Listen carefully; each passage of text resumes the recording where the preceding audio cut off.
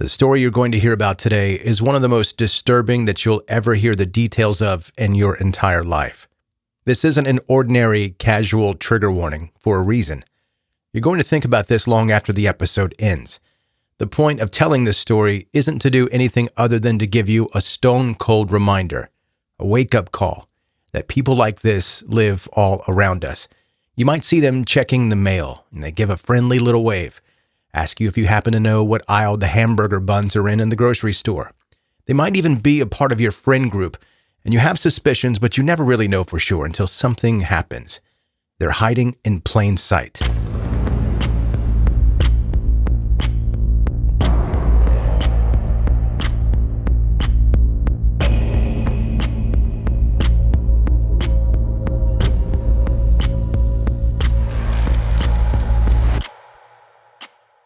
Welcome to 10-Minute Murder, brief and bingeable true crime.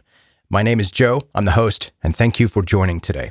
If I had my phone nearby, I think I left it in the other room, but if I had it, I would publicly call you out by name. The person that asked me if I'd ever seen the series that's on Netflix called How to Get Away with Murder, you and I aren't friends anymore. Let me just say that. No, I had not seen it until a couple of days ago, and I decided at their request that I give it a try. This is now like 3 days later. I'm on season 2, in the middle of season 2, and my laundry's stacking up. I've got stuff to do, and I can't do it because I just keep watching this show. It's pretty good. I don't want to say it's amazing. It's pretty good. I normally don't do untrue crime. The real world is scary enough that I don't mess with the fake stuff. Aside from Dexter. Dexter gets a pass for me, but aside from that, I stick with like true crime stuff. But this show is pretty good. Obviously, since I can't seem to do anything else besides watch it. I'm telling you, count your days. Don't ever get me hooked on a show again. Or come do my laundry for me. Either one. All right, before we get going with your episode today, this is your reminder to subscribe wherever you like to listen to podcasts so that you don't miss any episodes in the future. On social media, you can follow along and see what's happening with 10-Minute Murder. Links are in the show notes of this episode, as well as at 10minutemurder.com. Also, if you have friends that are into brief true crime stories like the ones you're hearing here on this podcast, please let them know about 10-Minute Murder. Now, to today's story.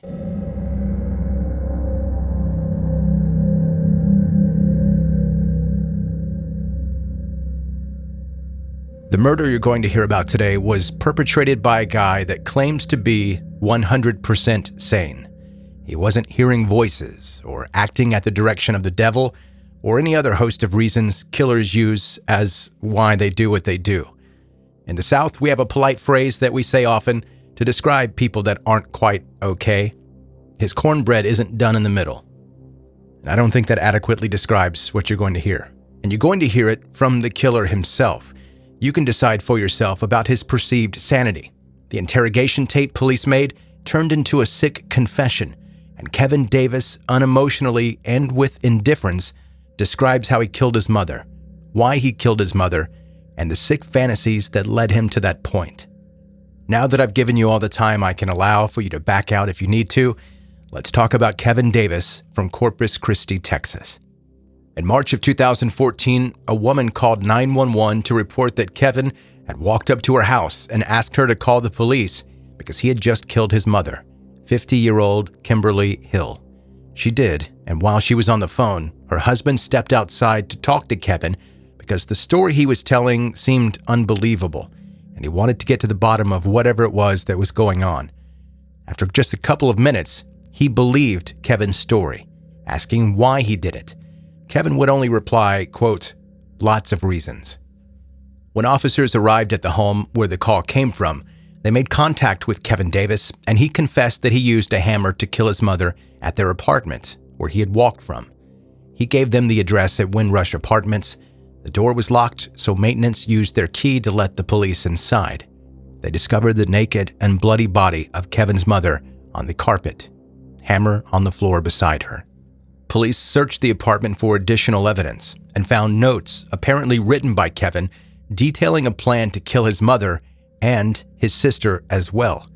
They also saw the clothes he was wearing at the time in the bathroom floor. Back at the police station, Kevin Davis did not hesitate to tell investigators exactly what happened, in more detail than anyone was expecting to hear. He says that between 7 and 9 p.m. the night before, he first strangled his mother with a power cord to a video game. Then he hit her in the head with the hammer about 20 times.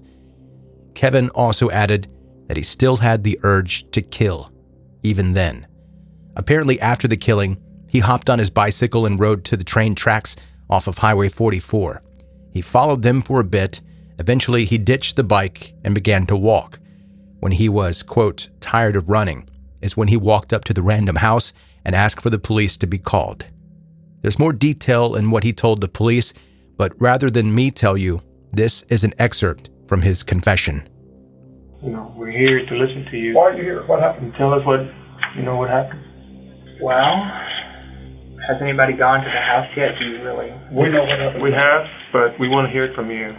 Very beginning, I asked my mother for permission to die, or rather kind of commit suicide, the sort of beating around the bush sort of thing.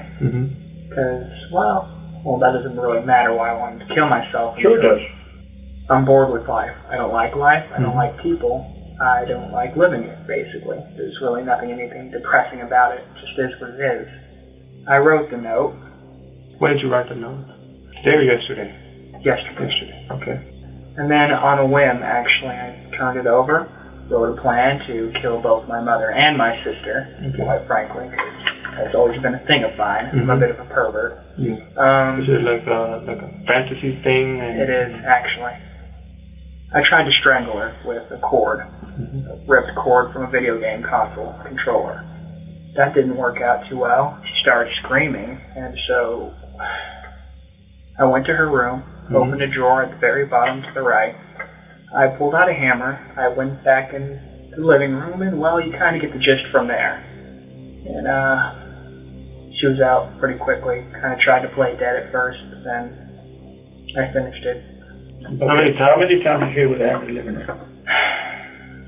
At least 20, but then she was still alive. I dragged her into the room, as you probably clearly saw, and then I kind of warmed my hands into her brain to kind of just cut it.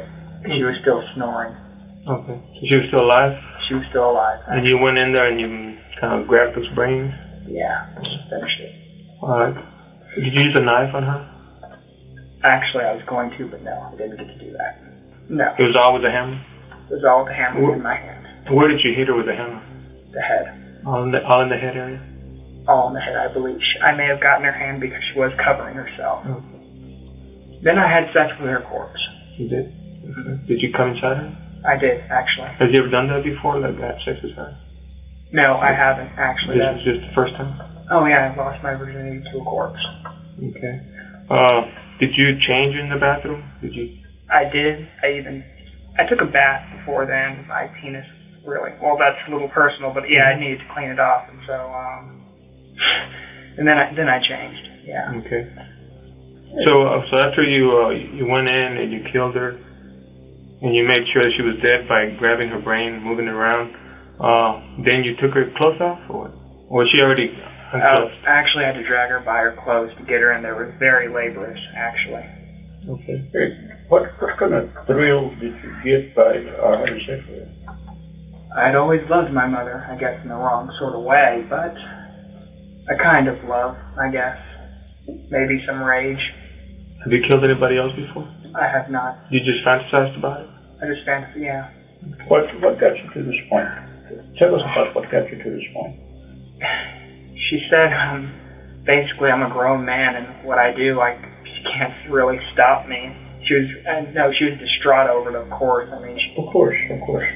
Yeah, she said she'd cope with it. I mean, if you kill him, that's kind of why she wanted me to go away, why she called my sister to come pick me up, and that's kind of why I just left. So at that point you got pissed? Not necessarily. I just knew it was time to act now or never. How long have you had this thought, Steve? Since around my preteens. Let's talk about the notes that you wrote. How many notes did you write? 3. 3. There was one in the living room. Yeah. That one was addressed to who?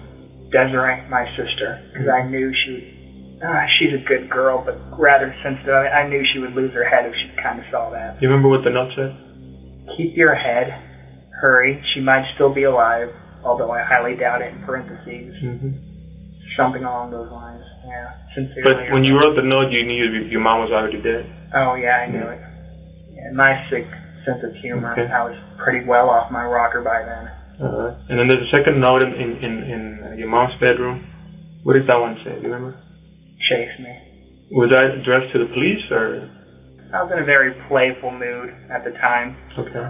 Initially, my plan was just to run as far as I can, but then I ended up crying my eyes out in like the big woods, like, what did I do? And I realized, you don't know what you lost till you've already lost it.